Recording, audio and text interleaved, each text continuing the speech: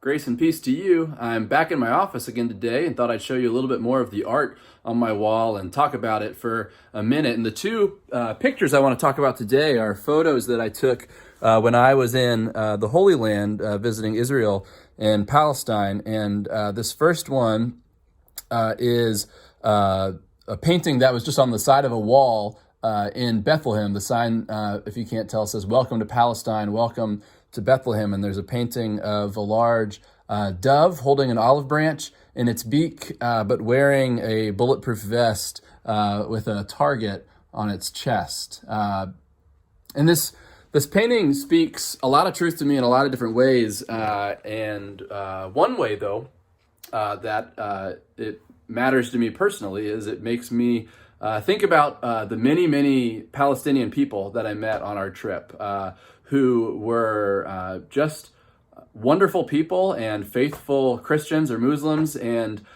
yet experienced great hardship because of the divide between Israel and Palestine, and often literally the divide, the wall that is built and being built that separates Palestine from Israel. That is a severe hindrance on their ability to work and to access needs, and is a significant barrier in their lives. And Israel and Palestine stuff is complicated, and I'm not trying to oversimplify it or weigh in, really. I know many would say that the wall that exists there is a necessary security measure, and I don't really care to dive into if it is or isn't, but it certainly has a cost to it. And a big part of that cost is that there are peaceful, faithful Palestinian people whose freedoms and livelihood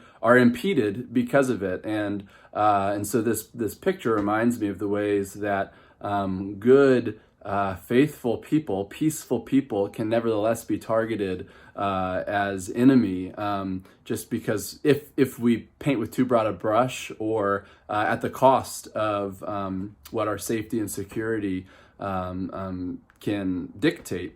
The other one you may see is up here behind me, and this is a picture that I took of a painting I saw in Bethlehem, which has a portion of the wall I was just talking about, with the silhouette of the Virgin Mary and Jesus in the manger in front of it.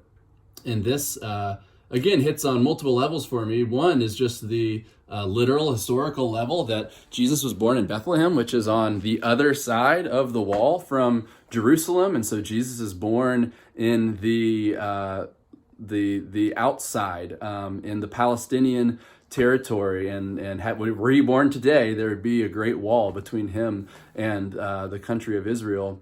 But also it reminds me of the way that we set up barriers in our lives, and the truth that anytime we draw a line between ourselves and somebody else, Jesus shows up on the other side of it. And so when we try to box ourselves in or box others out, we have to remember that we have a Jesus who crosses barriers and is intentional about reaching out to the ones who are left out and the ones who are blocked out and the ones who are outside. And that's where we find Jesus consistently in the Gospels, is crossing those barriers to be with those people. And so when we see a wall, we need to be reminded that Jesus is found on the other side of it with the people who are being blocked out. And so this painting keeps that at the forefront of my mind too, and helps me think about where am I putting up walls, and where am I called to cross over boundaries for the sake of others. And so both of these paintings are helpful reminders for me